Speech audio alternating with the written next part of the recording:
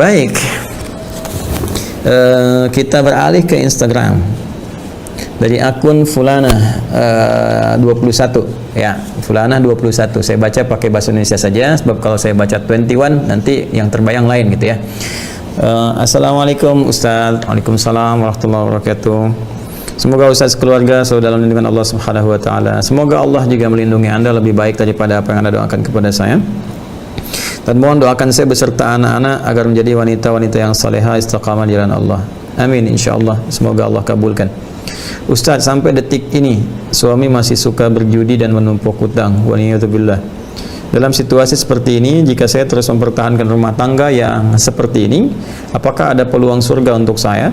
Atau justru akan banyak mudaratnya dan menambah tumpukan dosa suami karena terus menzalimi istri dan anak-anaknya? Bahkan suami pun berpoligami, serta untuk istri keduanya pun saya membiayai dengan usaha kecil-kecilan saya. Mohon jawaban Ustaz, jazakumullah khair. Baik, inna lillahi wa inna ilaihi raji'un. Semua milik Allah Subhanahu wa taala dan semua akan kembali kepada Allah Subhanahu wa taala, termasuk mengembalikan segala ketentuan-ketentuan hukum dan kehidupan kepada Allah Subhanahu wa taala. Di kalimat inna lillahi wa inna ilaihi raji'un ini jangan selalu disertakan dengan hal-hal yang sifatnya kematian atau duka cita ya dan sebagainya, tapi terkait dengan semua apa yang kita alami dalam kehidupan. Semua apa yang kita alami dalam hidup itu disebut musibah. Ya, ma'asabana, sesuatu yang menimpa kita sebagai ujian dari Allah Subhanahu wa taala untuk menguatkan kehidupan kita sekaligus memberikan nilai pahala dari proses kehidupan yang kita alami.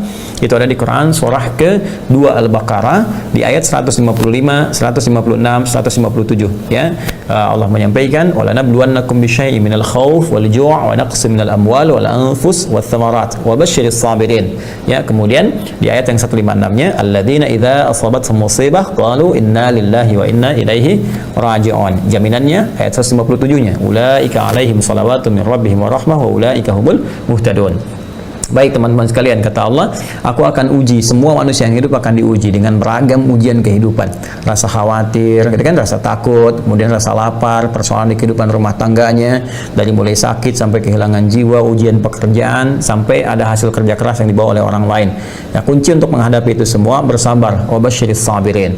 Nah, bagaimana sabar itu? Alladzina idza asabathum musibah, yaitu orang-orang yang ketika mengalami apapun kehidupan, prosesi dalam kehidupannya, di rumah tangganya, pekerjaannya dan segalanya, pertama yang harus ia lakukan inna lillahi wa inna ilaihi raji'un. Sadarkan pada jiwanya, kuatkan pada dirinya bahwa semua ini Allah tetapkan. Ya, dan tidak mungkin Allah menetapkan segala sesuatu kecuali ada hikmah kebaikan bagi hambanya. Karena itu untuk mendapatinya wa ilaihi raji'un, kembalikan semua cara solusi mengatasinya kepada Allah Subhanahu wa taala. Nah, dalam rangka itu bagaimana kita mengembalikannya? Mari kita lihat. Nah, saudariku yang baik, pertama izinkan saya mendoakan semoga Allah memberikan hikmah yang terbaik dan meringankan segala ujian yang tengah Anda hadapi. Dan Allah tidak mungkin memberikan ujian pada seorang hamba kecuali dia mampu menjalaninya. Ingat, la yukallifullahu nafsan illa wus'aha. Enggak diujikan kepada orang lain, tapi kepada Anda karena Anda mampu. Ya, dengan kemampuan itu Anda menjalani, dan dengan menjalani itu ada pahala Allah berikan pada pekerjaannya. Ingat, pahala itu diberikan pada prosesnya, bukan hasilnya. Ya, seorang ibu merawat anak sehingga jadi direktur, bukan saat jadi direktur ada pahala, tapi prosesnya dari awal sampai terus dia kemudian mendapatkan keberkahan si Allah Subhanahu wa taala. Nah, dalam konteks ini ada dua pilihan bagi Anda.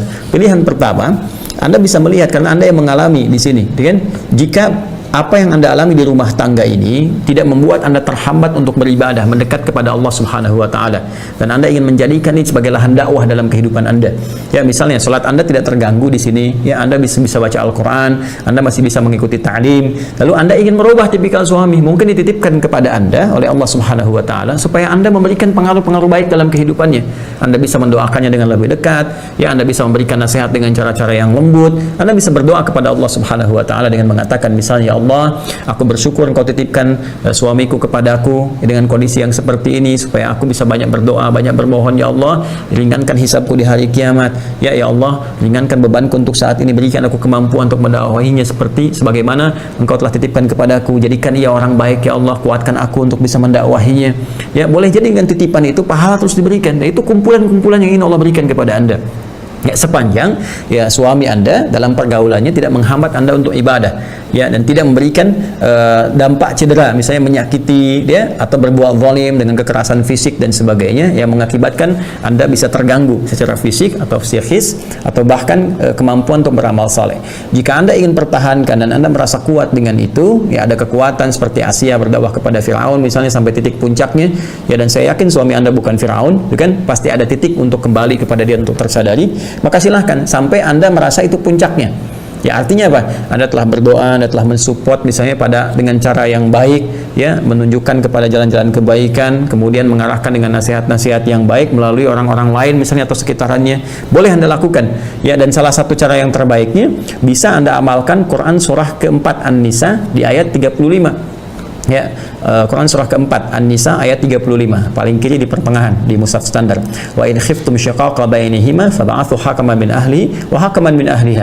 Ya, dan jika Anda khawatir ada perpecahan yang sangat serius di rumah tangga, maka Anda bisa utus orang-orang terbaik dari keluarga Anda dan dari keluarga pihak suami. Ya, kemudian dipertemukan, jadi jalan keluar di situ. Ya, jika Anda tidak bisa menghadapnya sendirian, khawatir ada fitnah atau ada macam-macam, Anda sertakan wali terbaik dari keluarga yang paling dekat dari keluarga Anda. Kalau dia nggak bisa dinasihati, langsung dengan keluarganya. Yurida islaha yuwaffiqillahu bainahuma. Jika memang ada niat baik dari suami untuk berubah, untuk jadi lebih baik, Allah akan berikan bimbingan.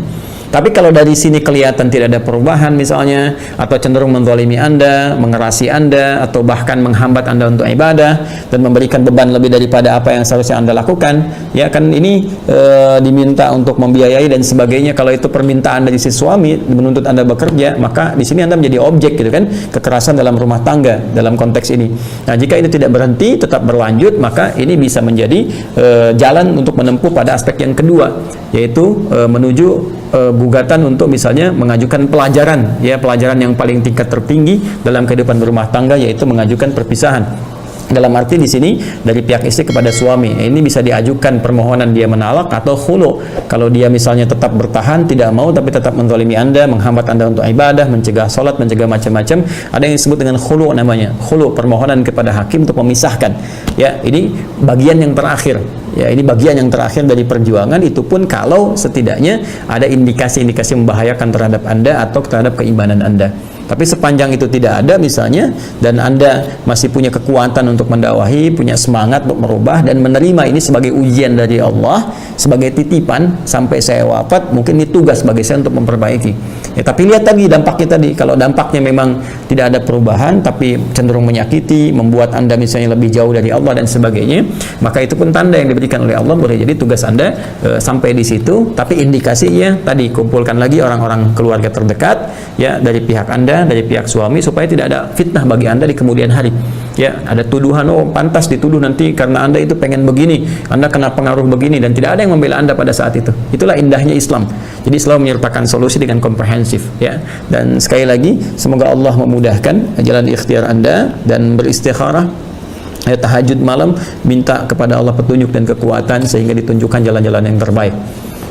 Saya kira itu saudariku, dan saya kira Anda bisa bercerita kepada orang-orang yang terbaik di keluarga supaya bisa memberikan support kepada Anda dan mencari jalan keluar yang terbaik, ya.